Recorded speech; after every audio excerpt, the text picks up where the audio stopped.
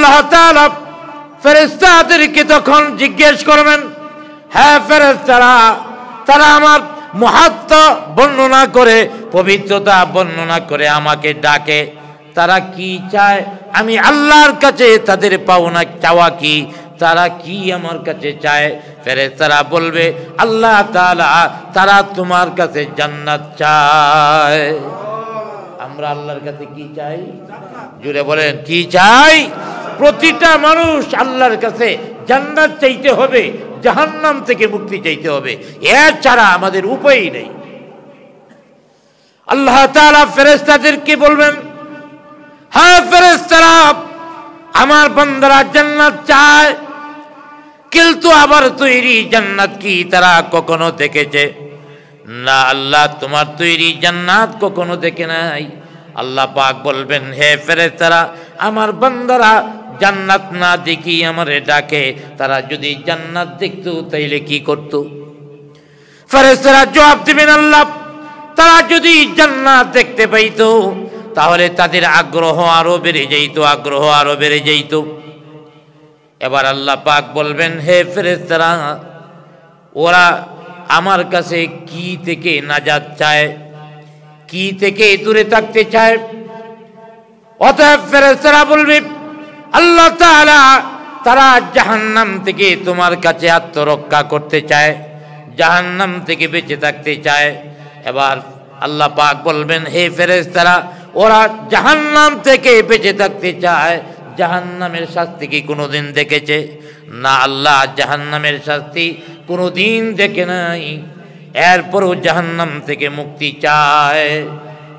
আল্লাহ পাক বলবেন, তারা যদি জাহান্নাম দেখতো, তখন ফেরেশতারা বলবেন, আল্লাহ তারা যদি জাহান্নাম দেখতো তাইলে মনে হয় বাড়ি ঘরেই যাইতো না। এই জন্যই এক কবি বলেন, জাহান্নামের আযাব যদি দেখিতে,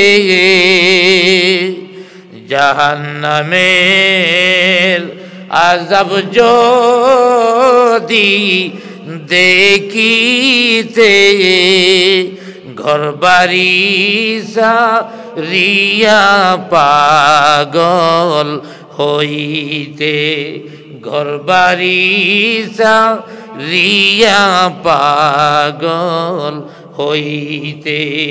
মনে রেখো, আমি তোমাদের স্রষ্টা, আমি তোমাদের পালনকর্তা, আমি তোমাদের রিজিক দাতা।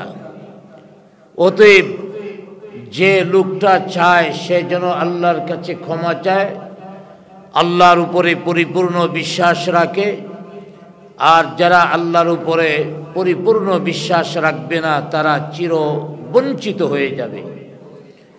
অতএব আল্লাহ রাব্বুল আলামিনের কিছু সৃষ্টি নিদর্শনের আলোচনা আজকের আয়াতগুলির মধ্যে আসছে। আল্লাহ রাব্বুল আলামিন বলেছেন, ইন্না রাব্বাকুমুল্লাহুল্লাযী খালাকাস সামাওয়াতি ওয়াল আরদ ফি সিত্তাতি আইয়াম, নিশ্চয়ই তোমাদের রব আল্লাহ, যিনি আসমান এবং জমিন এত দিবসের মধ্যে যা কিছু আছে সব কিছু 6 দিনে সৃষ্টি করেছেন। আল্লাহ পাক কুল কায়নাত কয় দিনে সৃষ্টি করছেন? 6 দিনে সৃষ্টি করেছেন। এই আয়াতের তাফসীরের মধ্যে ইমাম রাজি রহমাতুল্লাহি আলাইহি লিখেছেন, সমস্ত কোরআনুল কারীমের মূল বক্তব্য হলো 4টি। কোরআনুল কারীমের মধ্যে যা আছে মৌলিক বক্তব্য কয়টা? 4টি বক্তব্য, এর বেশি না। এই বিশাল কোরআন এই 4টি বক্তব্যের সপক্ষেই বিভিন্ন আয়াতে আলোচনা হয়েছে।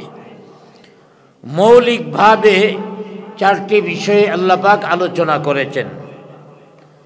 1 নম্বর বিষয় হলো তাওহীদ বা আল্লাহর উপরে একত্ববাদের প্রতি বিশ্বাস করা। সমস্ত কোরআন 4 ভাগে বিভক্ত, 4টি বিষয়ের উপরই আল্লাহ পাক কোরআন নাজিল করেছেন। 1 নম্বর হলো তাওহীদ, আর দ্বিতীয় নম্বর হলো নবুয়ত। এই তাওহীদ বা একত্ববাদের দাওয়াত দেওয়ার জন্যে আল্লাহ পাক পৃথিবীতে যুগে যুগে নবী রাসূল প্রেরণ করেছেন। এই নবী প্রেরণ করা এটাকে বলা হয় নবুয়ত বা রিসালাত। অতএব এক নম্বর হলো তাওহীদ, আর দ্বিতীয় নম্বর হলো নবুয়ত, তৃতীয় নম্বর হলো আখিরাত। আল্লাহ পাক আখিরাত সম্পর্কেও কোরআনুল কারীমের মধ্যে আলোচনা করেছেন। চতুর্থ নম্বর বিষয়ের নাম হলো তাকদীর। ভালো মন্দ যা হয় কার পক্ষ থেকে হয়? জুড়ে বলি, কার পক্ষ থেকে? আল্লাহর পক্ষ থেকে হয়। ভালো মন্দ যা আছে সব কিছু আল্লাহর পক্ষ থেকে হয়। অতএব এই চারটি মৌলিক বিষয়ে কোরআন নাজিল হয়েছে। এখন একজন ব্যক্তি তাওহীদেই বিশ্বাস করে না, আল্লাহকেই আল্লাহ বলে বিশ্বাস করে না, এর জন্য নবুয়াত, রিসালাত আর তাকদীর কি, আখিরাত কি, কোনোটাই তো বিশ্বাস করবে না। মক্কার মুশরিকরা তো আল্লাহরই বিশ্বাস করে নাই, আখিরাতকে বিশ্বাস করবে কেমনে?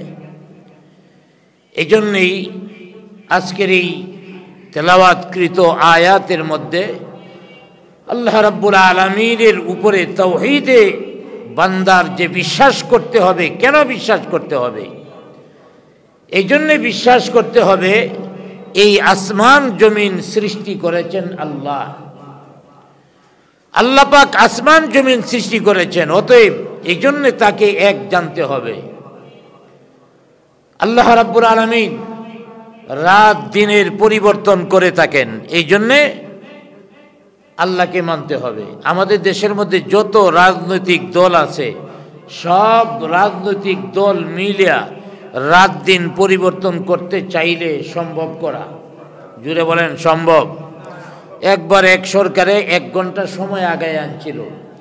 আপনি গড়িতে না কাঁটা 1 ঘন্টা সময় আগে আনতে পারবেন, কিন্তু সূর্য কি 1 ঘন্টা আগে উঠাইতে পারবেন নাকি? চন্দ্র 1 ঘন্টা থামায় রাখতে পারবেন না, আগেও অস্তমিত করতে পারবেন না। তাইলে এই রাত দিনের পরিবর্তন ক্ষমতা কার? অতএব আল্লাহকে তোমরা মানবা না কেন? তিনি তার সাথে যদি শরীক থেকে থাকে, তাইলে এমন আরেকজন বাইর করো যে মাঝে মাঝে রাত্রটারে বড় করে দিবে, সেটা পারবে না। তৃতীয় নাম্বার, এই জন্যে আল্লাহকে এক হিসাবে মানতে হবে। চন্দ্র, সূর্য, নক্ষত্র পুঞ্জ সবগুলির মালিককে, তাইলে আল্লাহকে এক মানবা না কেন? চতুর্থ নাম্বার, সমস্ত জগতের মধ্যে যত সৃষ্টি আছে সৃষ্টি করেছেন কে? সব কিছুকে আল্লাহ পাক সৃষ্টি করেছেন, তাহলে আল্লাহকে এক হিসাবে মানবা না কেন? এবং পঞ্চম নাম্বার, আল্লাহ পাক শুধু সৃষ্টি করেননি, বান্দার জন্য আদেশও করেছেন বান্দা কিভাবে চলবে, এর পথ নির্দেশ আল্লাহ রাব্বুল আলামিন দিয়েছেন। অতএব আল্লাহকে তোমরা এক হিসাবে মানবা না কেন? এই বিষয়গুলি আল্লাহ পাক আজকে আলোচনা করতেছেন। ইন্না রাব্বাকুমুল্লাহুল্লাযী খালাকাস সামাওয়াতি ওয়াল আরদ ফি সিত্তাতি আইয়াম। ইন্না রাব্বাকুমুল্লাহ, তিনি তোমাদের রব। আল্লাযী খালাকাস সামাওয়াত, যিনি আসমান সৃষ্টি করেছেন, ওয়াল আরদ, জমিন সৃষ্টি করেছেন, ফি সিত্তাতি আইয়াম, 6 দিনে। কয় দিনে সৃষ্টি করেছেন? 6 দিনে আল্লাহ রাব্বুল আলামিন আসমান জমিন সৃষ্টি করেছেন। এখানে আলোচনার বিষয় হলো যে আল্লাহ রাব্বুল আলামিন 6 দিনের কথা উল্লেখ করেছেন। এই 6 দিন কোন সময়ের দিন? এখন যে 24 ঘন্টায় একদিন হয়, একদিন এক রাত, এই দিন রাতের হিসাব নাকি আখিরাতের হিসাব? এই একটা প্রশ্ন হতে পারে। কারণ দুনিয়ার হিসাব হলে হবে একরকম, আখিরাতের হিসাব হলে হবে ভিন্ন রকম। কারণ দুনিয়ার একদিন, আখিরাতের একদিন দুনিয়ার 1000 বৎসর সমান সমান। সুবহানাল্লাহ বলেন। আখিরাতের একদিন সমান সমান দুনিয়ার কয়দিন? 1000 বৎসর। 1000 বৎসর। তাইলে আখিরাতের দিনের সাথে দুনিয়ার দিনের ব্যবধান আছে না নাই? কিছু ব্যবধান না, অনেক ব্যবধান, অনেক ব্যবধান। অতএব এই প্রশ্নটা হতে পারে যে আল্লাহ পাক কি দুনিয়ার হিসাবে 6 দিনে আসমান জমিন বানাইছেন, নাকি আখিরাতের হিসাবে 6 দিনে আল্লাহ পাক আসমান জমিন বানাইছেন? তো এই ব্যাপারে আল্লামা শাব্বির আহমদ উসমানী রহমাতুল্লাহি আলাইহি তিনি তার তাফসীরের মধ্যে লিখেছেন, আসলে আসমান জমিন আল্লাহ পাক 6 দিনে বানাইছেন। আচ্ছা, আসমান জমিন বানানোর আগে চন্দ্র সূর্য ছিল? আওয়াজ দিয়ে বলেন, চন্দ্র সূর্য ছিল? চন্দ্র সূর্য তো পৃথিবী বানানোর পরে। তাইলে আল্লাহ পাক যখন এই আসমান জমিন বানাইছেন তখন চন্দ্র সূর্য ছিল না। আমরা গণনা করি সূর্যের পরিক্রমার ফল অনুযায়ী। সূর্য যেভাবে ঘোরে এই পরিক্রমা অনুযায়ী আমরা দিন রাত নির্ধারণ করে থাকি। যতক্ষণ সূর্য থাকে এতক্ষণ দিন, যখন সূর্য না থাকে তখন রাত। তো আল্লাহ পাক যখন এই সমগ্র আসমান জমিন যা কিছু আছে সব কিছুকে সৃষ্টি করেছেন, তখন তো চন্দ্র সূর্য ছিল না। পরবর্তী সময়ে চন্দ্র সূর্য সৃষ্টি করা হয়েছে। এই জন্যে অধিকাংশ মুফাসসিরগণ বলেছেন এটা দুনিয়ার হিসাবে নয়, আখিরাতের হিসাবে। কোন কোন মুফাসসিরগণ বলেছেন যে এটা আখিরাতের হিসাবেও না, দুনিয়ার হিসাবেও না, বরং অদৃশ্য একটা জগতের হিসাব। কারণটা হলো আল্লাহ রাব্বুল আলামিন পৃথিবী সৃষ্টি করার আগেও তো সময় ছিল, ওই সময়টার একটা গণনা আছে না নাই? আল্লাহ পাক কিভাবে তখন গণনা করছেন? হয়তো আল্লাহ পাক একটা নির্দিষ্ট নিদর্শন চিহ্ন দিয়েছিলেন। আমি কথাটা আরো সহজ করে বুঝাই। সব যখন কিয়ামত হয়ে যাবে, সব কিছু ধ্বংস হয়ে যাবে, জান্নাতীরা জান্নাতে যাবে, জাহান্নামীরা জাহান্নামে যাবে, তখন কি সূর্য আর চন্দ্র থাকবে? তাইলে তখন রাত দিন গণনা হবে কেমনে? আখিরাতেরও তো একটা গণনা আছে। যেমন আখিরাতের একদিন দুনিয়ার 1000 বছর। আখিরাতের গণনাটা কিভাবে হবে? তাইলে বোঝা গেল চন্দ্র সূর্য ছাড়াও আল্লাহ পাক হিসাব রাখতে সক্ষম। যেভাবে জান্নাতের মধ্যে হিসাব হবে, জাহান্নামের মধ্যে হিসাব হবে, তেমনি ভাবে আল্লাহ পাক আসমান জমিন বানানোর আগে হিসাব রেখেছেন। জুড়ে বলি সুবহানাল্লাহ। 6 দিনে আল্লাহ রাব্বুল আলামিন আসমান জমিন বানাইছেন। অতএব 6 দিনে আল্লাহ রাব্বুল আলামিন বানাইছেন। এখানে একটা প্রশ্ন হতে পারে, আল্লাহ রাব্বুল আলামিন আসমান জমিন বানাইতে 6 দিন লাগলো কেন? কারণ আল্লাহ রাব্বুল আলামিন তো মুহূর্তের মধ্যে বানাইতে সক্ষম। আল্লাহ রাব্বুল আলামিন চোখের পলকে বানাইতে সক্ষম। তাইলে 6টা দিন যদি আখিরাতের হিসাবে হয় অনেক লম্বা, দুনিয়ার হিসাবে হইলেও 6 দিন কম না। তো আল্লাহ পাক তো মুহূর্তের মধ্যে কাজ করতে সক্ষম, 6 দিন নিলেন কেন? কারণ আল্লাহ পাক যে মুহূর্তের মধ্যে করতে পারেন অন্য আয়াতের মধ্যে আল্লাহ পাক বলে দিয়েছেন, ওয়ামা আমরুনা ইল্লা ওয়াহিদাতুন কালামহিম বিল বাসর। আল্লাহ পাক এই আয়াতের মধ্যে বলেছেন ওয়ামা আমরুনা ইল্লা ওয়াহিদাতুন কালামহিম বিল বাসর, যে চোখের পলকের সমান সময়ে আল্লাহ পাকের আদেশ কার্যকর হয়।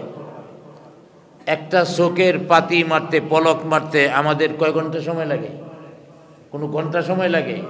সেকেন্ড লাগে? কোনো সেকেন্ডও লাগে না। 1 সেকেন্ডের ভিতরে কয়েক পলক হয়ে যাবে। তো আল্লাহ পাক অন্য আয়াতের মধ্যে বলেছেন 1 পলকের চেয়ে আরো কম সময়ে আল্লাহর হুকুম কার্যকর হয়। 6 দিন লাগাইলেন কেন? ইযা আরাদা শাইআন আন ইয়াকুলা লাহু কুন ফায়াকুন। আল্লাহ পাক যখন কোনো কাজের ইচ্ছা করেন, কোনো কাজের এরাদা করেন, শুধু এতটুকু বলেন কুন হয়ে যাও, ফায়াকুন সাথে সাথে হয়ে যায়। জুড়ে বলি সুবহানাল্লাহ।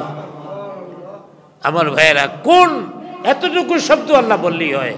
কোনটা কেমন? কাফ নুন পেশ কোন, এখানে কোনো মদ নাই, মানে লম্বা হয় না। যদি মাঝখানে একটা ওয়াও হইতো তাহলে তো একটু লম্বা করে পড়তে হইতো। এখানে কোন, হাদিসের মধ্যে আসছে কোন শব্দ বলতে যতটুকু সময় লাগে আল্লাহর ওয়ার্ডার এর চেয়ে আরো কম সময়ে কার্যকর হয়। সুবহানাল্লাহ বলেন। তাইলে আল্লাহ পাক দ্রুত সময়ে চোখের পলকে তার আদেশ কার্যকর হয়। এরপরও 6টা দিন কেন আল্লাহ রাব্বুল আলামিন লাগাইলেন? আবার ভাইরা, হযরতে সাঈদ ইবনে জুবাইর রাদিয়াল্লাহু তাআলা আনহু, আল্লাহর নবীর একজন সাহাবী, তাকে একবার জিজ্ঞাসা করা হলো আল্লাহ তাআলা আসমান জমিন সৃষ্টি করার জন্য 6 দিন লাগাইলেন কেন?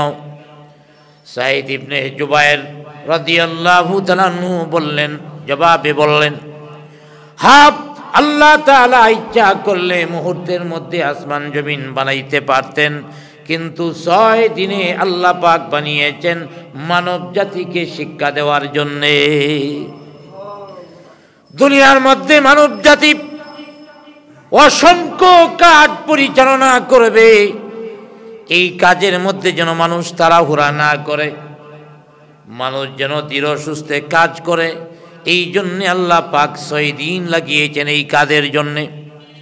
মহান আল্লাহ সুবহানাহু তাআলা তার কাজ করার জন্যে কোনো সময় লাগে না, সাথে সাথে কার্যকর হয়ে যায়। এরপরও 6 দিন 6 রাত আল্লাহ পাক লাগিয়েছেন মানব জাতিকে এই শিক্ষা দেওয়ার জন্যে, তোমরা ধীরে ধীরে কাজ করো। আল্লাহর হাবিব বলেছেন, কোন ব্যক্তি যদি চিন্তা এবং চর্চা করে আস্তে আস্তে কাজ করে, তাহলে এই কাজটা হয় আল্লাহর পক্ষ থেকে। কোন লোক চিন্তা ভাবনা করে আস্তে আস্তে যদি কাজটা করে, এই কাজ হয় কার পক্ষ থেকে? আল্লাহর পক্ষ থেকে। আর যদি কোনো মানুষ কোনো কাজের মধ্যে তড়িঘড়ি করে, তাড়াহুড়া করে, আল্লাহর হাবিব বলেন তার কাজটা হয় শয়তানের পক্ষ থেকে। কাজটা কার পক্ষ থেকে? শয়তানের পক্ষ থেকে। অতএব ধীরস্থির ভাবে বান্দা কাজ করবেন, এটা আল্লাহ পাক চান। কেন চান? আবার ভাইরা, আল্লাহ পাক চান বান্দা ধীর গতিতে কাজ করুক, তাড়াহুড়া না করুক। কেন? এর তাৎপর্যটা কি? আল্লাহর হাবিব বলেছেন, কোন মানুষ যদি কোনো কাজের মধ্যে তাড়াহুড়া করে, তড়িঘড়ি করে যদি কোনো কাজ করে, তাহলে সিদ্ধান্ত নিতে ভুল করতে পারে, চিন্তা করার সময় পাওয়া যায় না। এই জন্যে দেখবেন গাড়ির মধ্যে, অনেক গাড়ির মধ্যে লেখা থাকে, যত গতি তত ক্ষতি। যত গতি তত ক্ষতি। গাড়ির স্পিড যদি বেশি থাকে তাহলে হঠাৎ করে যখন একটা ঝামেলা এসে যাবে তখন সিদ্ধান্ত নিতে পারে না, দ্রুত সিদ্ধান্ত নিতে অনেক সময় ভুল হয়ে যায়, দুর্ঘটনা হয়। গতকালকেও একটা অ্যাক্সিডেন্ট দেখলাম, সুন্দর রাস্তা, বিশাল রাস্তা, গাড়িও বেশি নাই, কিন্তু স্পিড এত উঠাইছে এক সময় যায় গাড়ি চাকা দেওয়া না চলে গড়ি খাওয়া শুরু করছে, গড়িতে গড়িতে যাওয়া শুরু করছে। তো গতি বেশি থাকলে ঠান্ডা মাথায় সিদ্ধান্ত নেওয়া যায় না। তাই বলে একেবারে আস্তে আস্তে আস্তে আস্তে এটা না, ড্রাইভিংয়ের একটা ইয়ে আছে, কোন রাস্তায় কতটুকু গতিতে চালাতে হবে তাদের একটা হিসাব আছে। এই হিসাবের বাইরে চালানোটা হলো অধিক গতি। অতএব আল্লাহর হাবিবও বলেছেন যে ধীর গতিতে বান্দাকে কাজ করার জন্যে আল্লাহ পাক 6 দিন লাগাইছেন বান্দাকে এই শিক্ষা দেওয়ার জন্যে। অতএব আল্লাহ রাব্বুল আলামিন 6 দিনে আসমান এবং জমিন সৃষ্টি করেছেন। মুফাসসিরগণ বলেছেন যে এই দিন রাতের যে ব্যবধানটা আছে, দিন রাতের যে বিষয়টা আছে, এটা দুনিয়ার মধ্যে কার্যকর হবে, এই হিসাব আখিরাতেও হবে না, আগেও ছিল না। আল্লাহ রাব্বুল আলামিন 6 দিনে আসমান জমিন বানাইছেন। কি বারে শুরু করছেন? মুফাসসিরগণ বলেছেন রবিবারে আল্লাহ পাক আসমান জমিন বানানো শুরু করছেন। সুবহানাল্লাহ বলেন। কি বারে বানানো শুরু করছেন? রবিবারে। শেষ হইছে যায়া শুক্রবারে। কয় দিন হইল? 6 দিন। শুক্রবারে শেষ হয়েছে, রবিবারে কাজ শুরু হয়েছে, শুক্রবারে শেষ হয়েছে। আর যেদিন কাজ শেষ হয়েছে সেদিনই আল্লাহ পাক হযরতে আদম আলাইহিস সালামকে সৃষ্টি করলেন। শুক্রবারে আসমান জমিনের কাজ শুরু হয়ে শেষ হয়েছে, সমাপ্তি হয়েছে। আল্লাহ পাক আদম আলাইহিস সালামকে তখন সৃষ্টি করলেন, আদম আলাইহিস সালামকে জান্নাতের ভিতরে দিলেন। অতএব এরপরে আল্লাহ রাব্বুল আলামিন আরশে সমাসীন হলেন। আল্লাহ পাক বলেন সুম্মা ইস্তাওয়া আলাল আরশ, অতঃপর আল্লাহ আরশে সমাসীন হলেন। প্রথম বলেছেন যে তিনি আল্লাহ যিনি আসমান জমিন 6 দিনে বানাইছেন। আসমান জমিন বানানোর পরে সুম্মা ইস্তাওয়া আলাল আরশ, আল্লাহ পাক আরশের মধ্যে সমাসীন হয়েছেন। আরশ শাব্দিক অর্থ হলো সিংহাসন, আর ইস্তাওয়া মানে আরোহণ করা, সিংহাসনে আরোহণ করা। সুম্মা ইস্তাওয়া আলাল আরশ, আল্লাহ পাক আরশে আসমান জমিন বানানোর পরে আল্লাহ পাক আরশে আরোহণ করলেন। আরশে আরোহণ করলেন এর অর্থটা কি? আসলে আরশ এবং ইস্তাওয়া এর অর্থ দুনিয়ার মানুষ বলতে পারে, আমরাও পারি। তবে আরশের প্রকৃতি কেমন হবে? আল্লাহর আরশ এই সিংহাসন, কেমন সিংহাসন? আবার ইস্তাওয়া আরোহণ করবেন, এটা কোন ধরনের আরোহণ? আমরাও তো চেয়ারে বইছি, আল্লাহ যে এই সিংহাসনের মধ্যে চেয়ারের মধ্যে বসেছেন, এটা আসলে কোন ধরনের বসা আল্লাহ পাক বুঝাইছেন, এটা দুনিয়ার মানুষ বুঝার ক্ষমতার বাইরে। হযরতে আহমদ ইবনে হাম্বল ইমাম মালিক রহমাতুল্লাহি আলাইহি, তাকে যে একজনে প্রশ্ন করলেন, হুজুর সুম্মা ইস্তাওয়া আলাল আরশ, এই বাক্যটার অর্থ বুঝি না। ইমাম মালিক রহমাতুল্লাহি আলাইহি অনেকক্ষণ পর্যন্ত চুপ রইলেন। অনেকক্ষণ চুপ থাকার পরে বললেন, শোনো, আসলে আরশ শব্দের অর্থ হলো সিংহাসন, ইস্তাওয়া অর্থ হলো আরোহিত হওয়া। এই সিংহাসন কেমন, আরোহণ করাটা কেমন, এটা দুনিয়ার মানুষের বুঝ শক্তির বাইরে, দুনিয়ার মানুষ তা বুঝতে পারে না। আরেকটা বিষয় হলো এই সম্পর্কে প্রশ্ন করা বেদাত। এই সম্পর্কে প্রশ্ন করা বেদাত। কেন বেদাত হইল? ইমাম মালিক রাহমাতুল্লাহি আলাইহি বলেন, সাহাবাই কেরামের বুদ্ধি কম ছিল না। সাহাবাই কেরামের কাছেই তো কোরআনুল কারীমের আয়াত এসেছে। সাহাবাই কেরামের সামনেই আল্লাহর হাবিবের উপরে আল্লাহ পাক এই কোরআন নাজিল করেছেন। কোরআনের যে আয়াত সাহাবাই কেরাম না বুঝতেন, আল্লাহর হাবিবের কাছে প্রশ্ন করতেন, সুম্মাস্তাওয়া আলাল আরশ, এই সম্পর্কে কোনো সাহাবী নবীজিকে প্রশ্ন করে নাই। এই শব্দটা এত ব্যাপক, সাহাবীরাও প্রশ্ন করতে সাহস পায় নাই। অতএব ইমাম মালিক রাহমাতুল্লাহ আলাইহি বললেন যে এই আয়াতের ব্যাখ্যা সম্পর্কে জানতে চাওয়া, প্রশ্ন করা, এটাও বেদাত। সুবহানাল্লাহ বলেন।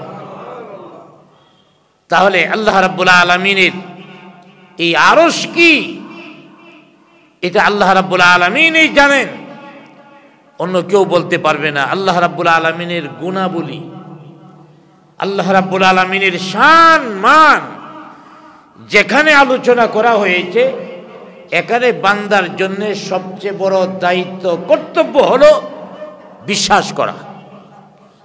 যে আয়াতের মধ্যে, আমি আবারও বলছি, যে আয়াতের মধ্যে আল্লাহ পাকের গুণ, আল্লাহ পাকের বৈশিষ্ট্য আলোচনা করা হয়েছে, সেখানে সেই আয়াতের প্রতি ব্যাখ্যা বিশ্লেষণ জানার আগ্রহ নয়, বরং সেই আয়াতের উপরে বিশ্বাস করা প্রতিটা মানুষের কর্তব্য।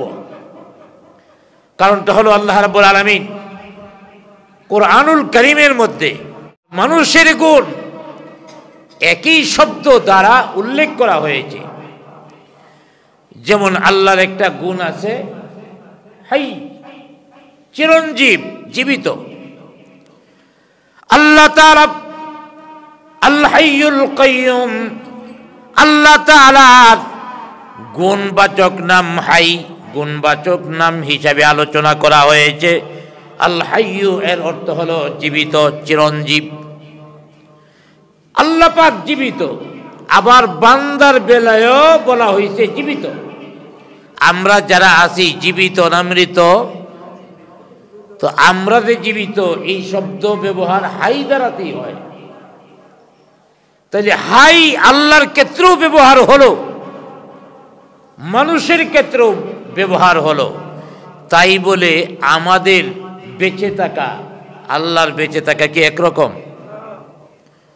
আমরা তো মরবো, বেঁচে থাকবো না চিরদিন। আল্লাহর কোনো মরণ আছে? আবার আমাদের বেঁচে থাকার ধরন যেমন, আল্লাহর বেঁচে থাকার ধরনটা তো এমন নয়।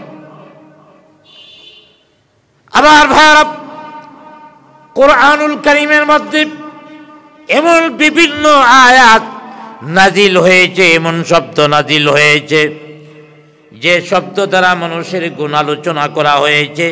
এই শব্দ দ্বারাই আল্লাহর গুণ আলোচনা করা হয়েছে। কোরআনুল কারীমের মধ্যে আছে সামিউম বাসীর। সামিউন আস-সামউ থেকে, আস-সামউ শব্দের অর্থ হলো শ্রবণ করা। আল্লাহর ক্ষেত্রেও সামউ থেকে শব্দ উল্লেখ করা হয়েছে, আর আমাদের শ্রবণটাকেও সামউন বলা হয়েছে। আবার ভাইরা, আমাদের শ্রবণ করা, আল্লাহর শ্রবণ করার মধ্যে ব্যবধান আছে না নাই? আমার ভাইরা, আমাদের আশেপাশে যা আছে তা আমরা শুনতেছি, তা যা আমার কানের মধ্যে, কানের পর্দার মধ্যে যা সংযোগ হচ্ছে, বাড়ি খাচ্ছে, তা আমরা শুনতে পারতেছি। একটু দূরের বিষয় আমরা শুনতে পাই না। বলতে পারেন এখন আমরা দূরের বিষয়গুলো শুনতে পাই। আমরা বাংলাদেশের মধ্যে বসে আমেরিকায় কথা বলতে পারি, বাংলাদেশে বসে লন্ডনে কথা বলতে পারি, তাহলে ওই লন্ডনের আওয়াজগুলি আমরা শুনতে পারলাম। আবার ভাইরা, গোটা পৃথিবীর আওয়াজ আমরা শুনতে পারি, তবে এই শ্রবণ করার জন্য যন্ত্রের প্রয়োজন আছে না নাই? হয়তো টেলিফোনের মাধ্যমে অথবা টিভি, রেডিও, টেলিভিশনের মাধ্যমে, ইউটিউব চ্যানেলের মাধ্যমে, কোনো না কোনো যন্ত্রের মাধ্যমে আমরা শুনতে পাই। গোটা পৃথিবীর আলোচনা আমরা শুনতে পারবো, তবে পৃথিবীর যন্ত্রের মাধ্যমে, কিন্তু আল্লাহ পাক শ্রবণ করেন, এই শ্রবণের মধ্যে কোনো যন্ত্রের প্রয়োজন পড়ে না। আল্লাহ তাআলা টেলিফোনের প্রয়োজন পড়ে না, টিভি চ্যানেলের প্রয়োজন পড়ে না। আল্লাহ সুবহানাহু তাআলা গোটা পৃথিবীতে যত আওয়াজ হচ্ছে সব আওয়াজ আল্লাহ তাআলা শুনতে পান। তাইলে আমাদের শ্রবণ করা আল্লাহর শ্রবণ করার মধ্যে ব্যবধান আছে না নাই? অনেক ব্যবধান। আবার ভাইরা, আমরা দেখতে পাই এটা আমাদের একটা গুণ, আল্লাহ পাক দেখতে পান, এটা আল্লাহ পাকের একটা গুণ। যেমন সামিউম বাসীর, বাসীর আল বাসরু মানে দেখা। অতএব আল্লাহ পাক তিনি যে দেখেন, এই আল বাসরু শব্দ থেকে, শব্দ দিয়ে বর্ণনা করা হয়েছে। আবার আমরা দেখি, এটাও এই আল বাসরু থেকেই বর্ণনা করা হয়েছে। আবার ভাইরা, তাহলে যদিও আমাদের দেখা আর আল্লাহর দেখা একই শব্দ দিয়ে আলোচনা করা হয়েছে, কিন্তু আমাদের দেখা আর আল্লাহর দেখা কি এক? একটু আওয়াজ দিয়ে বলেন, এক? আমাদের দেখা আল্লাহর দেখা এক নয়। হ্যাঁ, আমরা আমেরিকার বিভিন্ন বিষয়ে দেখতে পারি, কিভাবে যন্ত্রের মাধ্যমে, ক্যামেরার মাধ্যমে। আমরা দূরের কিছু যদি দেখতে পাই, আমাদের জন্য যন্ত্রের প্রয়োজন হয়, কিন্তু আল্লাহ পাক কিছু দেখার জন্য কোনো যন্ত্রের প্রয়োজন হয় না। অতএব আমাদের দেখা আর আল্লাহর দেখা এক নয়। আমার ভাইয়েরা, লাইসা কামিসলিহি শাইউন, আল্লাহ এমন, আল্লাহর দেখা এমন, আল্লাহর শ্রবণ করা এমন, আল্লাহর অনুধাবন এমন, আল্লাহর গুণগুলি এমন, যার সাথে কারো কোনো তুলনা নাই, তার মতো কেউ হতে পারে না। আমার ভাইয়েরা, তাহলে এই বিষয়টাও আল্লাহ পাক বললেন যে আরো সে সমাসীন যে হলে, এটার উপরে শুধু আমাদের ঈমান রাখতে হবে। আরশ কেমন, আল্লাহর বসাটা কেমন, কেমনে বৈশা রয়েছে, চেয়ারটা কেমন, এই ধরনের চেয়ার নাকি অন্য ধরনের স্থান বোঝানো হয়েছে, এটা আল্লাহ পাকই জানেন। চেয়ার দ্বারা স্থানও তো হতে পারে। অতএব মানুষের অতিরিক্ত ব্যাখ্যাও এখানে নিষিদ্ধ, শুধু মানুষের দায়িত্ব হলো ঈমান আনা। এরপরের অংশের মধ্যে আল্লাহ পাক বলেন, ইউগশিল লাইলান নাহারা ইয়াতলুবুহু হাসিসা। আল্লাহ তাআলা তার গুণ বর্ণনা করছেন। আল্লাহ তাআলা প্রথম বলেছেন, আমি 6 দিনে আসমান জমিন বানাইছি। এরপরে আল্লাহ পাক বলছেন, আমি আরশের মধ্যে সমাসীন হয়েছি। এরপরে আল্লাহ পাক বলছেন, ইউগশিল লাইলান নাহার। আল্লাহ পাক বলেন, আমি রাত্র দ্বারা দিনকে আচ্ছাদিত করেছি, দিন দ্বারা রাত্রকে আচ্ছাদিত করেছি।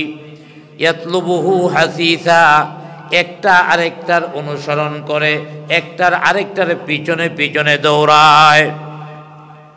আবার ভাইরা, রাত এসেছে, আবার রাত চলে যায়, দিন এসে যায়, আবার দিন চলে যায়, রাত এসে যায়। একটার পিছনে একটা লাগা আছে না নাই? এমন একটা সময় হয় না যে রাতও না দিনও না, হয়তো রাত নয়তো দিন, এভাবে চলতি আছে, এই পরিক্রমা চলতি আছে। আমার ভাইরা, এইভাবে চলতেই থাকবে। এই কাজটা কোরআনকে আল্লাহ পাক বুঝাইছে। ওই দুনিয়ার মানুষেরা এই চন্দ্র সূর্য একটা আরেকটার অনুসরণ করে, একটা আসলে আরেকটা থাকে না, অথবা একটারই আরেকটায় ঠেলায়া বিদায় করে দেয়। এই কাজগুলি যিনি করেন তিনি আল্লাহ। অতএব তাওহীদের উপরে বিশ্বাস করতে হবে। এরপরে আল্লাহ পাক বলেন, আলা লাহুল খালকু ওয়াল আমর। আল্লাহ পাক বলেন সমস্ত সৃষ্টি আল্লাহর, সমস্ত সৃষ্টিকার আল্লাহ, ওয়াল আমরু সমস্ত আদেশও আল্লাহ।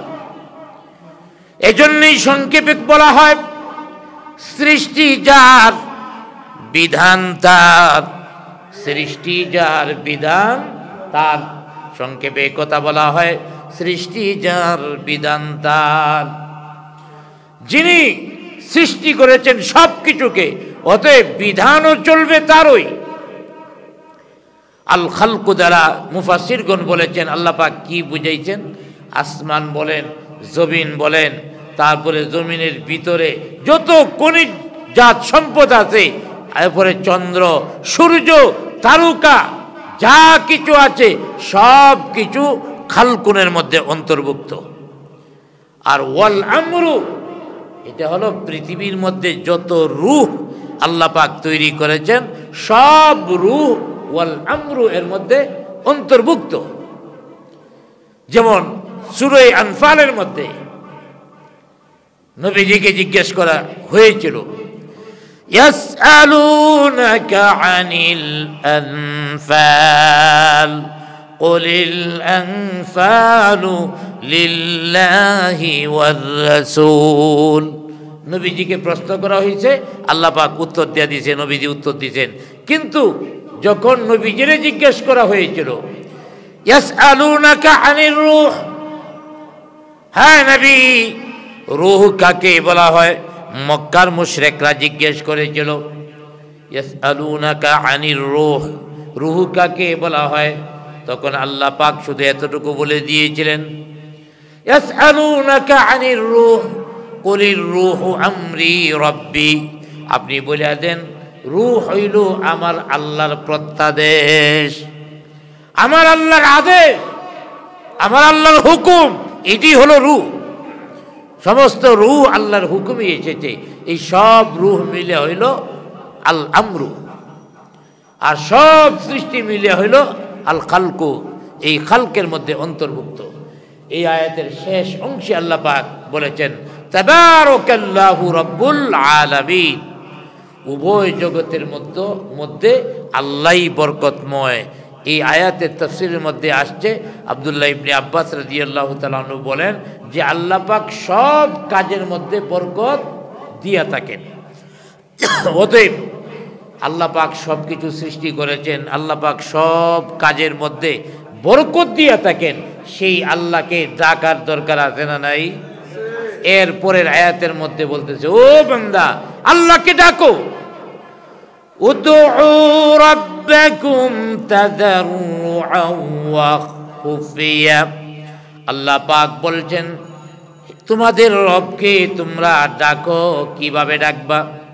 তোমরা তোমাদের রবকে কাকুতি মিনতি করে, নম্রভাবে, বিনয়ের সাথে তোমরা আল্লাহকে ডাকো। এই আয়াত দ্বারা প্রমাণিত আল্লাহর কাছে দোয়া করা, আল্লাহর কাছে দোয়া করাটা প্রমাণিত। শুধু প্রমাণিত নয়, বান্দাকে আল্লাহ পাক বলেছেন ও বান্দা তোমরা বেশি বেশি আমি আল্লাহর কাছে দোয়া করো। সুবহানাল্লাহ বলি, আল্লাহর কাছে বেশি বেশি দোয়া করো। আমার ভাইরা, বিপদে মুসিবতে সকল প্রয়োজনে আল্লাহর কাছে দোয়া করতে হবে, আল্লাহর কাছে চাইতে হবে। আল্লাহর কাছে দোয়া করলে আল্লাহ পাক কবুল করেন। আল্লাহ পাক বান্দার দোয়া কবুল করেন, তবে শর্ত হলো দুইটা। বান্দা আল্লাহর দোয়া কবুল করেন, এই দোয়ার জন্য শর্ত হলো দুইটা। এক নম্বর শর্ত, যারা আল্লাহর কাছে দোয়া করবে, যারা আল্লাহর কাছে মুনাজাত করবে, তাদের কেমন হতে হবে? অত্যন্ত বিনয়ী ভাবে কাকুতি মিনতি করে আল্লাহর কাছে চাইবে। আবার ভাইরা, দুনিয়ার মধ্যেও যখন ভিক্ষুক আরেকজনের কাছে টাকা চায়, ভিক্ষা চায়, নম্র হয়ে যায়, ভদ্র হয়ে যায়। আর যিনি একমাত্র স্রষ্টা, যিনি বান্দার প্রয়োজন একমাত্র পূরণ করতে পারে, সেই আল্লাহর কাছে মুনাজাত করব, দোয়া করব, বিনীতভাবে কাকুতি মিনতি করে আল্লাহর দরবারে দোয়া করতে হবে। এটা হলো এক নাম্বার শর্ত। এক নম্বর শর্ত, বিনীতভাবে কাকুতি মিনতি করে আল্লাহর কাছে দোয়া করতে হবে। আর দ্বিতীয় নম্বর শর্ত হল চুপে চুপে সংগোপনে আল্লাহর কাছে চাইতে হবে, একান্তভাবে আল্লাহর কাছে চাইতে হবে। একা একা গোপনে যদি আল্লাহর কাছে দোয়া করে, এই দোয়া আল্লাহ পাক পছন্দ করেন বেশি। সুবহানাল্লাহ বলেন। তাইলে কি বোঝা গেল? দোয়ার জন্য দুইটা শর্ত। এক নম্বর শর্ত হলো বিনয়ী হয়ে কাকুতি মিনতি করে আল্লাহর কাছে দোয়া করা। দ্বিতীয় নম্বর হলো সংগোপনে আস্তে আস্তে আল্লাহর কাছে দোয়া করা। আস্তে আস্তে বলতে আওয়াজ আস্তে, এটা উদ্দেশ্য নয়। বান্দা একান্তভাবে আল্লাহর কাছে হাত উঠায়া কান্নাকাটি করবে, চাইবে, এটাকে বুঝাইছে আস্তে আস্তে।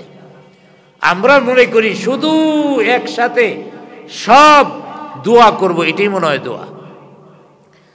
আল্লাহর হাবিব বলেন, একজন মানুষ যখন আলাদাভাবে চুপে চুপে আল্লাহর কাছে কথা বলে, আল্লাহর কাছে মোনাজাত করে দোয়া করে, আল্লাহর হাবিব বলেন প্রকাশ্যে যে লোকটা দোয়া করলো, ওই লোকটার থেকে চুপে চুপে যে লোকটা দোয়া করে সে 70 গুণ মর্যাদা বেশি লাভ করবে।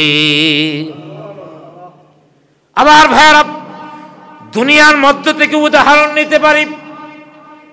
একটা যুবক আর একটা যুবতী, দুইজনের মধ্যে যদি ভালোবাসার সম্পর্ক থাকে, তাহলে মা বাবার কাছে বৈশা বৈশা প্রেমিকের কাছে ফোন করব, মানুষের কাছে বৈশা ফোন করবে? বুঝেন না নাকি আপনারা? না প্রেম করেন নাই জীবনে? না করলেও তো মানুষ বুঝে, মাঝে মাঝে জবাব দিতে হবে। একটা ছেলে আর একটা মেয়ের সাথে যদি সম্পর্ক করে, আপনাদের শোনায়া কথা বলে না গোপনে গোপনে কথা বলে? তো এটা না বোঝার কি আছে? প্রেম করে গোপনে গোপনে, যত গোপনীয়তা বজায় রাখা যায় সেটা রাখে। আপনি আল্লাহর সাথে প্রেম করবেন, ভালোবাসা করবেন, ডোল ফেরায় কেন? আমরা তো মনে করি যত একত্রে দোয়া করতে পারি এত আল্লাহ পাক কবুল করবেন। হ্যাঁ, ওইটার আলাদা ফজিলত আছে। একত্রে যদি অনুষ্ঠান হয় যেখানে বেশি লোক থাকে, এই দিক থেকে ফজিলত আছে, দোয়া কবুল করা হয়। যেমন একটা রেওয়ায়েতে আছে যে একটা মজলিসের মধ্যে যদি 40 জন লোক থাকে, এখানে একজন আল্লাহর ওলি থাকে। যদি ওলি নাও থাকে, আল্লাহ পাক একজনরে ওলির দরওয়াজায় নিয়ে দোয়া কবুল করেন। সুবহানাল্লাহ বলেন। কিন্তু মাওলার সাথে আসল প্রেমটা তো হবে তার একান্তে, সংগোপনে। এই জন্যে আমার ভাইরা, যত আল্লাহর ওলি আছে তারা একান্তে আল্লাহর কাছে চাইছেন, একান্তে আল্লাহর কাছে দোয়া করেছেন। আল্লাহর ওলি হওয়ার জন্যে একান্তে কান্নাকাটি ছাড়া, দোয়া ছাড়া আল্লাহর ওলি হতে পারে না।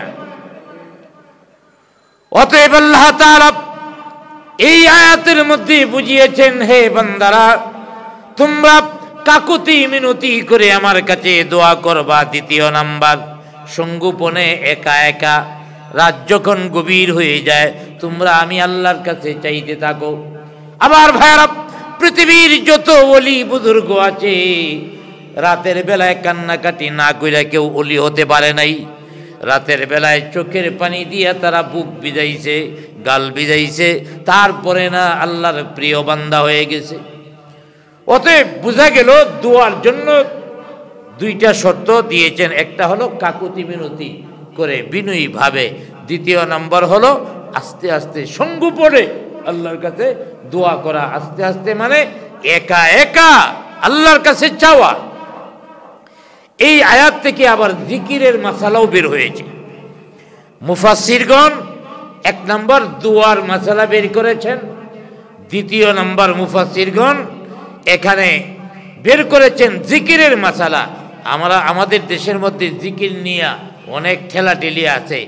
এই ব্যাখ্যাটা শুনলে জিকির নিয়ে ঠেলাঠেলি আমাদের মধ্যে আর থাকবে না।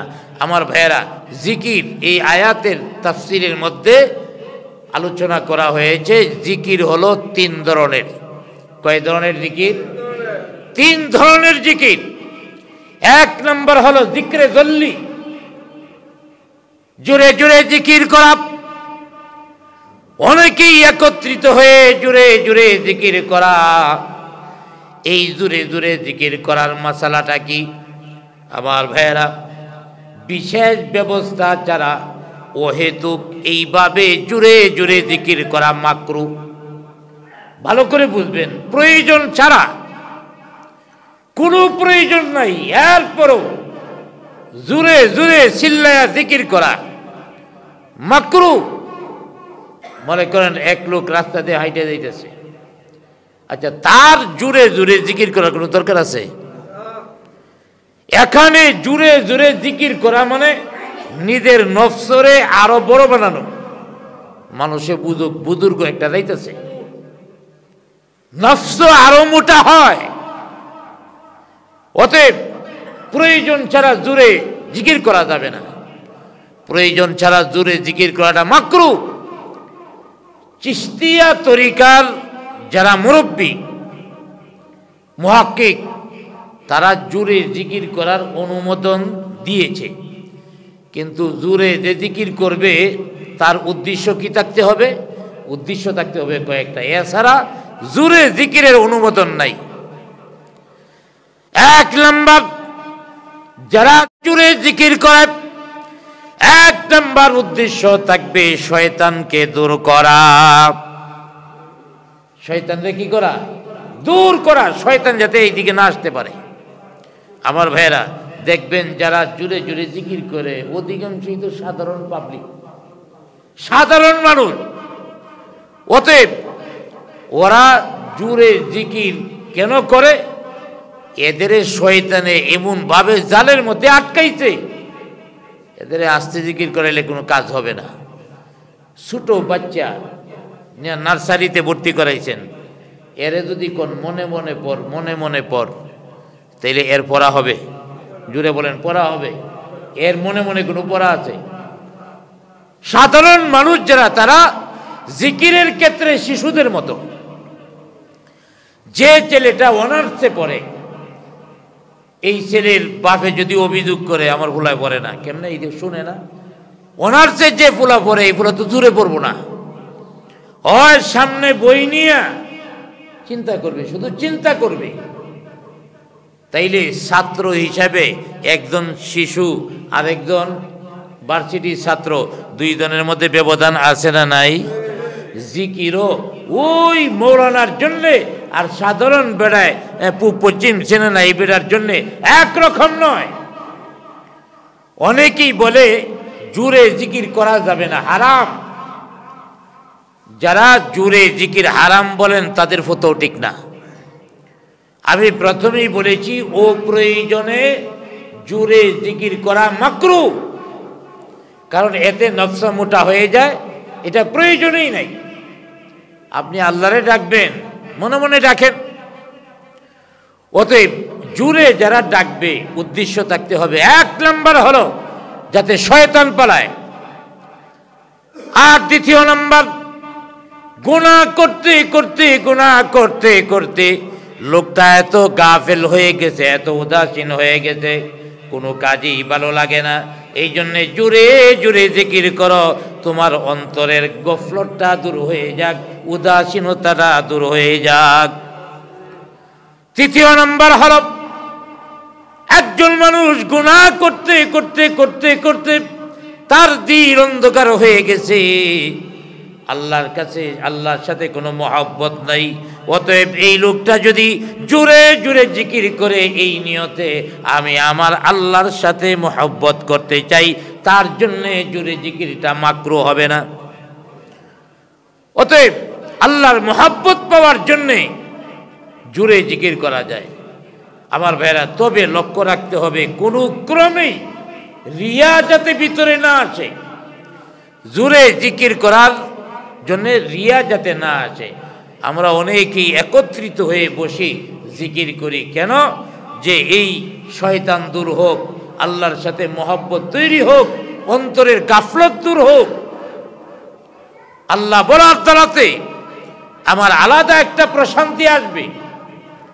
অতএব এই জন্যে আমরা জোরে জোরে জিকির করি। অতএব জোরে জিকির করাটা জায়েজ আছে। জুড়ে বলেন, জুড়ে জিকির করাটা জায়েজ আছে, তবে অপ্রয়োজনে মাকরু।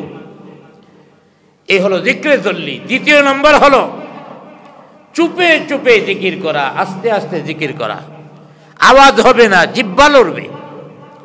আমার ভাইয়েরা, আওয়াজ না করে জিহ্বা নাড়ানো, এই জিকির হলো সবচেয়ে উত্তম জিকির।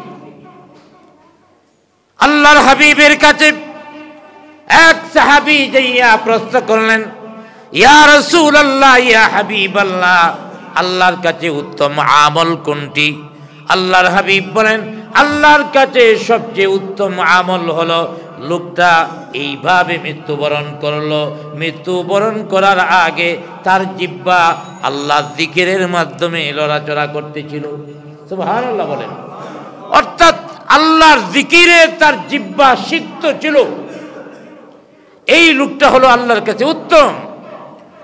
অতএব রাসূল আকরাম সাল্লাল্লাহু আলাইহি ওয়াসাল্লাম থেকে আবু হুরায়রা রাদিয়াল্লাহু তাআলা আনহু আরেকটা হাদিস বর্ণনা করেছেন, দুনিয়ার মধ্যে যদি কোথাও জিকিরের মজলিস হয়, এই জিকিরের মজলিসের মধ্যে আল্লাহর পক্ষ থেকে ফেরেশতাদের একটা টিম এসে হাজির হয়ে যায়, যে টিমগুলি পৃথিবীর মধ্যে খুঁজে বেড়ায় কোন জায়গার মধ্যে আল্লাহর কোন বান্দা আল্লাহর জিকির করে। এই ফেরেশতাদের দলের কাজই হলো এটা। আয়া যখন জিকিরের দলটাকে দেখে অন্যান্য ফেরেশতাদেরকে ডাকতে থাকে, তোমরা এদিকে আসো, তারা তাদের উদ্দেশ্যের মধ্যে সফল হয়ে গেছে। আবার ভাইয়েরা, তখন ফেরেশতারাও এই মজলিসের মধ্যে হাজির হতে থাকে। আল্লাহর হাবিব বলেন, এইভাবে মজলিসের আশেপাশে ফেরেশতাদের জমায়েত হয়, এমনকি একজনের কাঁধে আরেকজন, একজনের কাঁধে আরেকজন, এইভাবে জমিন থেকে আকাশ পর্যন্ত ফেরেশতাদের দল এসে যায়। জিকিরের মজলিসের দাম আছে না নাই? আর বাংলাদেশের মধ্যে একদল আছে শুধু জিকির কেমনে বন্ধ করবো ইতালে আছে। আপনি যেমনি যেমনে জিকির করেন, তিনটা তরিকা আছে, যেমনে ভালো লাগে এমনি করেন, কাউকে জিকিরে বাধা দিয়েন না। তো দ্বিতীয় নম্বর জিকিরের কথা বলতেছিলাম। তো এই কোনো বান্দা যদি জিকির করে বা মজলিস করে, এই মজলিসের মধ্যে আমার ভাইয়েরা ফেরেশতারা এসে হাজির হয়ে যায়। তখন আল্লাহ পাক তো সবই জানেন, এরপরও ফেরেশতাদেরকে ডাক দিয়ে একটা কথা জিজ্ঞাসা করেন, হ্যাঁ ফেরেশতারা, আমার বান্দারা ওই জায়গার মধ্যে বইসা বইসা, ওই মজলিসের মধ্যে বইসা বইসা কি করে? ফেরেশতারা জবাব দেবে, আল্লাহ তাআলা তোমার বান্দারা তোমারে ডাকে, তোমার তাসবিহ পড়ে, জিকির পড়ে, সুবহানাল্লাহ বলে, আলহামদুলিল্লাহ বলে, লা ইলাহা ইল্লাল্লাহ, আল্লাহু আকবার, এই শব্দগুলি বলে। আল্লাহ তোমারে ডাকে, তোমার বরত্বতা বর্ণনা করে, তোমার পবিত্রতা বর্ণনা করে। এইভাবে ফেরেশতারা আল্লাহর কাছে বলে দিবেন। আল্লাহ তাআলা ফেরেশতাদেরকে তখন জিজ্ঞেস করবেন, হ্যাঁ ফেরেশতারা, তারা আমার মহত্ব বর্ণনা করে, পবিত্রতা বর্ণনা করে আমাকে ডাকে, তারা কি চায়? আমি আল্লাহর কাছে তাদের পাওনা চাওয়া কি? তারা কি আমার কাছে চায়? ফেরেশতারা বলবে, আল্লাহ তাআলা তারা তোমার কাছে জান্নাত চায়। আমরা আল্লাহর কাছে কি চাই? জুড়ে বলেন, কি চাই? প্রতিটা মানুষ আল্লাহর কাছে জান্নাত চাইতে হবে, জাহান্নাম থেকে মুক্তি চাইতে হবে, এর ছাড়া আমাদের উপায়ই নেই। আল্লাহ তাআলা ফেরেশতাদেরকে বলবেন, হ্যাঁ ফেরেশতারা, আমার বান্দারা জান্নাত চায়, কিন্তু আবার তৈরি জান্নাত কি তারা কখনো দেখেছে? না আল্লাহ, তোমার তৈরি জান্নাত কখনো দেখে নাই। আল্লাহ পাক বলবেন, হে ফেরেশতারা, আমার বান্দারা জান্নাত না দেখি আমারে ডাকে, তারা যদি জান্নাত দেখতো তাইলে কি করত? ফেরেশতারা জবাব দিবেন, আল্লাহ তারা যদি জান্নাত দেখতে পাইতো তাহলে তাদের আগ্রহ আরো বেড়ে যাইত, আগ্রহ আরো বেড়ে যাইত। এবার আল্লাহ পাক বলবেন, হে ফেরেশতারা, ওরা আমার কাছে কি থেকে নাজাত চায়, কি থেকে দূরে থাকতে চায়? অতএব ফেরেশতারা বলবে, আল্লাহ তাআলা তারা জাহান্নাম থেকে তোমার কাছে আত্মরক্ষা করতে চায়, জাহান্নাম থেকে বেঁচে থাকতে চায়। এবার আল্লাহ পাক বলবেন, হে ফেরেশতারা, ওরা জাহান্নাম থেকে বেঁচে থাকতে চায়, জাহান্নামের শাস্তি কি কোনোদিন দেখেছে? না, আল্লাহ জাহান্নামের শাস্তি কোনোদিন দেখে নাই, এরপরও জাহান্নাম থেকে মুক্তি চায়। আল্লাহ পাক বলবেন, তারা যদি জাহান্নাম দেখতো, তখন ফেরেশতারা বলবেন, আল্লাহ তারা যদি জাহান্নাম দেখতো তাইলে মনে হয় বাড়ি ঘরেই যাইতো না। এই জন্যই এক কবি বলেন, জাহান্নামের আযাব যদি দেখিতে, জাহান্নামের আযাব যদি দেখিতে, ঘরবাড়ি সারিয়া পাগল হইতে, ঘরবাড়ি সারিয়া পাগল হইতে। আবার ভারত জাহান্নামের আগুন যদি দুনিয়ার মানুষেরা দেখতো, জাহান্নামের শাস্তি যদি দুনিয়ার মানুষেরা দেখতো, ঘর বাড়ি ফালায় তুইয়া পাগলের মতো দৌড়াইতো। আল্লাহ পাক জিজ্ঞেস করবেন, তারা কি জাহান্নাম দেখছে? না, জাহান্নাম দেখে নাই, যদি দেখতো পাগল হয়ে দৌড়াইতো। আল্লাহ পাক বলবেন, হ্যাঁ ফেরেশতারা, জান্নাত দেখে নাই, জাহান্নাম দেখে নাই, তারপরেও জান্নাত পাওয়ার জন্য আমাকে ডাকে, জাহান্নাম থেকে মুক্তি পাওয়ার জন্য আমাকে ডাকে। আমি এই বান্দাদের জীবনের সব গুনাহ মাফ করে দিলাম। ফেরেশতারা ডাক দিয়ে বলবেন, আল্লাহ সবার গুনাহ কেন মাফ করলাম? কথার কথা এই মজলিসের মধ্যে 50 জন মানুষ জিকিরের নিয়ত করে জিকির করবে, এই নিয়ত করে আসছে। আবার 2 জন এমনও হতে পারে জিকিরের নিয়ত অন্তরে নাই, এমনি আসছিল, মানুষের দেখা দেখি বইয়া গেছে, এমন আছে না নাই? ফেরেশতারা বলবে, আল্লাহ এই লোকটা তো জিকির করার জন্য হাজির হয় নাই, জিকিরও করে নাই, শুধু বইসা রয়েছে। আল্লাহ পাক বলবেন, আমার জিকিরের মজলিসের মধ্যে যদি কেউ এমনিতেও আসে, বইসাও থাকে, তারপরেও আমি আমার বান্দাকে বঞ্চিত করব না। সুবহানাল্লাহ বলুন। আমার ভাইরা, তাইলে এই জিকির, মুখে মুখে জিকির, অর্থাৎ সবসময় জিহ্বাটা লড়তে থাকবে, আওয়াজ হবে না, এই জিকির সব সময় করা যায়। আমার ভাইরা, এই জিকির সব সময়, এই জিকিরের মাধ্যমে জিহ্বাকে সিক্ত রাখা, জিহ্বাকে বিজা রাখা। 3 নম্বর আরেকটা জিকির আছে, ওই জিকিরটা আরো গুরুত্বপূর্ণ, সেটা হলো মনে মনে জিকির। মনে মনে নামাজ কিন্তু পড়া যায় না, জিকির করা যায়।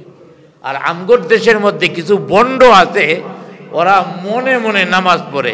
আল্লাহ কইছে, তোরা মনে মনে জিকির কর, আর এই বলদগুলো মনে মনে নামাজ পড়ে। নামাজের জন্য রুকু সেজদা আছে না নাই? মনে মনে দিলে হবে। পেটের মধ্যে ক্ষুধা লাগলে ভাত খাওয়ার দরকার আছে না নাই? মনে মনে খাইলে হবে।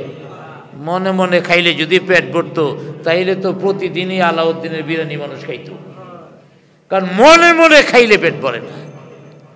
আবার ভাইয়েরা, কিন্তু দেখেন, মনে মনে খাইলে পেট ভরে না, মনে মনে কাজ করলে কাজ হয় না, কিছুই মনে মনে হয় না। আল্লাহ পাক বান্দার জন্য কত সহজ বিষয় রেখেছেন। বান্দা যদি মনে মনে জিকির করে, তাও আল্লাহ গ্রহণ করেন, বরং সবচেয়ে বেশি গ্রহণ করেন। সুবহানাল্লাহ বলেন। আমার ভাইয়েরা, এই মনে মনে জিকিরটা কি? আল্লাহকে স্মরণ করা।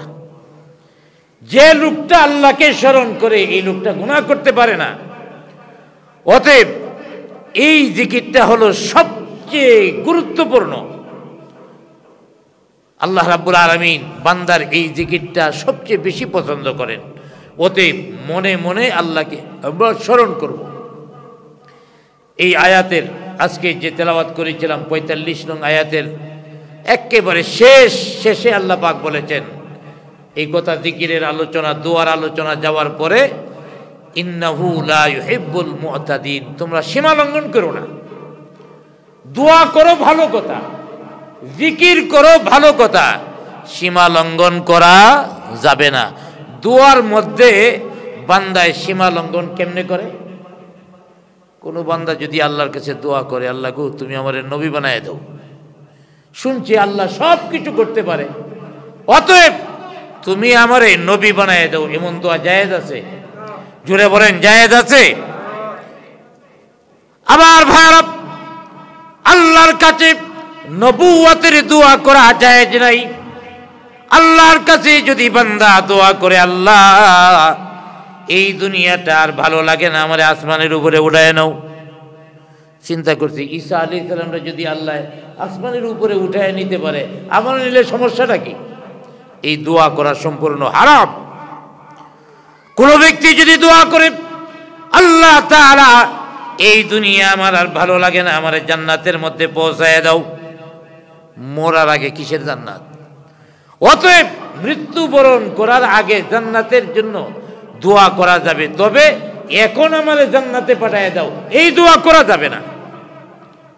আমার ভাইয়েরা, এই দোয়া হলো দোয়ার মধ্যে বাড়াবাড়ি, এই দোয়া করা যাবে না, এই দোয়া সম্পূর্ণ হারাম। আমার ভাইয়েরা, আরেক প্রকার দোয়া আছে যেটা করা যাবে না, যেমন আরেকজনের উপরে লানত বর্ষিত করা। আল্লাহ আমার পার্শ্বের বাড়ি যেটা আছে এটারে একেবারে লুলা বানায় দাও, ওইটারে কানা বানায় দাও, হরে ফকির বানায় দাও। আরেকজনের কাছে বদদোয়া করা হারাম। আল্লাহর কাছে বদদোয়া করা কি হারাম? এটাও একটা দোয়া, বদদোয়া। এই বদদোয়া করা যাবে না। অর্থাৎ আল্লাহ পাক দোয়ার অধিকার বান্দারে দিছে, তোমরা দুইভাবে দোয়া করো, কাকুতি বিনতি করিয়া নম্রভাবে দোয়া, আর তোমরা দোয়ার মধ্যে কি করবা? একেবারে অন্তরটা আল্লাহর সাথে লাগাইয়া দিয়ে দোয়া করবা। তাইলে আল্লাহ রাব্বুল আলামিন দুইটা শর্ত দোয়ার জন্য রেখেছেন। এই দুইটা শর্ত, একটা হলো তোমরা কি করবা? মিনতি, কাকুতি মিনতি করে নম্রভাবে দোয়া করবা, আস্তে আস্তে কি করবা? দোয়া করবা। আস্তে মানে একাগ্র চিত্রে একা একা বসে বসে আল্লাহর কাছে দোয়া করবা। অনেক ওলিরা সবসময় কান্তেই থাকতো আল্লাহর কাছে। অতএব এই দোয়ার ক্ষেত্রে সীমা লঙ্ঘন করা যাবে না। এই জন্য আল্লাহ পাক বলেছেন, দোয়ার বিষয়ে যে বললাম আমার কাছে চাও, তবে ইন্নাহু লা ইউহিব্বুল মুতাদিন, দোয়ার ক্ষেত্রে সীমা লঙ্ঘন করো না। আবার দোয়ার কথাও এই আয়াতে বলা হয়েছে, আবার জিকিরের কথাও বলা হয়েছে। জিকিরের ব্যাপারেও সীমা লঙ্ঘন করা যাবে না। জিকিরের ব্যাপারে সীমা লঙ্ঘন কেমনে? আমার ভাইয়েরা, আমাদের দেশের মধ্যে বহু প্রকার জিকির আছে। কেউ কেউ জিকির করে ঢোল তবলা বাজায়, নাচানাচি করে জিকির করে, আছে না নাই? আমরাও জিকির করতেছি। আবার ভাইয়েরা, এই ধরনের ভণ্ডামি আমাদের দেশে আছে। আবার জিকিরের নামে হু হু হু হু, আছে না নাই? হু হু কোন আল্লাহর জিকির? কার নাম হু হু? এই সবগুলি হলো জিকিরের নামে সীমা লঙ্ঘন। আল্লাহ পাক যে বলছে তোমরা জিকির করো, দোয়া করো, সীমা লঙ্ঘন করো না, এগুলি হলো সীমা লঙ্ঘন। অতএব জিকির আল্লাহর নামে, জিকির আল্লাহর নামে হবে। আল্লাহর গুণবাচক নাম আমরা জপতে পারি, কিন্তু আল্লাহর নাম বিকৃতি করা সম্পূর্ণ হারাম। বাজনা বাজানো, নাচানাচি করা সম্পূর্ণ হারাম। অতএব এই হারাম থেকে আমরা বেঁচে থাকি। আজকের প্রথম আয়াতের মধ্যে আল্লাহ পাকের কুদরত, আল্লাহ পাকের নিদর্শন, অর্থাৎ আল্লাহ পাক আসমান সৃষ্টি করছেন, জমিন সৃষ্টি করছেন, চন্দ্র সূর্য সৃষ্টি করছেন, রাত দিনের পরিবর্তন, একটা আরেকটার পিছনে দৌড়ায়, চাঁদ আর সূরজ, এইভাবে আল্লাহ পাকের সৃষ্টি বর্ণনা করে আল্লাহর বড়ত্বতা, আল্লাহর শক্তি প্রকাশ করেছেন। এরপরে আল্লাহ পাক বলেছেন, আমার শক্তি তো তোমরা জানলা, এখন তোমরা আল্লাহর কাছে চাও, আমার কাছে দোয়া করো। দোয়াটা দুই ধরনের, একটা হলো তোমরা বিনম্রভাবে আস্তে আস্তে চুপে চুপে দোয়া করো, আর তৃতীয় নম্বর দোয়াটা জিকিরও দোয়া, আমার কাছে তোমরা আমার জিকির করো। সেই জিকিরটা আমি কি করতে পারি? কয়েকভাবে করতে পারি, জুড়েও করতে পারি। প্রশিক্ষণের অনেক উলামায়ে কেরাম বলেন প্রশিক্ষণ হিসাবে অতএব প্রশিক্ষণ হিসাবে হোক, শয়তান দূর করার লেগে হোক, আর আল্লাহর সাথে আমার মহব্বত তৈরি করার লেগে হোক, যেহেতু আমরা প্রথম কোয়ালিটির, অতএব জোরেও জিকির করতে পারি। তবে অনর্থক চিল্লাইয়া জিকির করা মাকরুহ। রাস্তা দিয়ে হাঁটতেছি, অনর্থক চিল্লানো যাবে না, জিকির দূরে দূরে করা যাবে না, আস্তে করেন। এতে করে আপনার রিয়া, অহংকার তৈরি হবে অন্তরে। দ্বিতীয় নম্বর জিকির হলো জিহ্বাটা লড়াইয়া, জিহ্বাতে জিকির করা, এটা প্রথমটার থেকে উত্তম। তৃতীয় নম্বর শুধু মনে মনে চিন্তা করা, ওইটা আরো উত্তম। অতএব আমরা মনে করি শুধু দূরেটা করলে, জুড়ে করলে ওইটা মনে হয় উত্তম না, যেটা শুধু চিন্তা করব সেটা আরো উত্তম। আল্লাহ পাক আমাদেরকে এইভাবে জিকির, এইভাবে দোয়া আল্লাহর কাছে করার তৌফিক দান